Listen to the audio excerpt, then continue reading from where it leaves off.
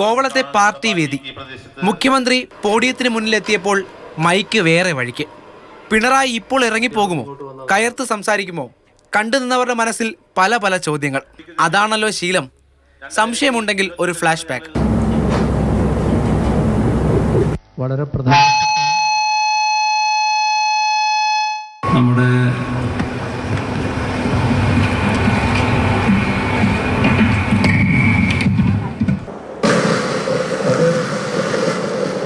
പക്ഷേ ഒന്നും സംഭവിച്ചില്ല.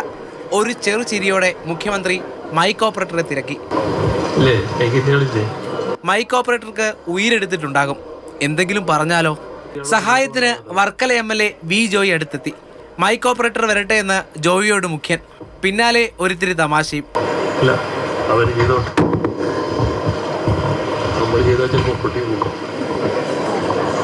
പക്ഷേ സംഘാടകർ വിട്ടില്ല. ഓപ്പറേറ്റർ വന്നപ്പോഴേക്ക് എല്ലാം ശരിയായി.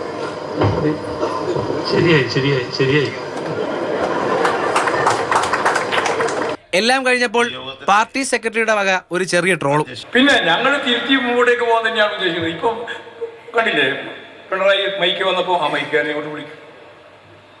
മറ്റാണെങ്കിൽ എന്താ വിചാരിക്കുക? ഞാനിപ്പോൾ മൈക്കിൻ്റെ മേലെ നോക്കറിയില്ല. കാരണം ഒരു പ്രാവശ്യം നോക്കി തന്നെ വലിയ പ്രശ്നമാണ്.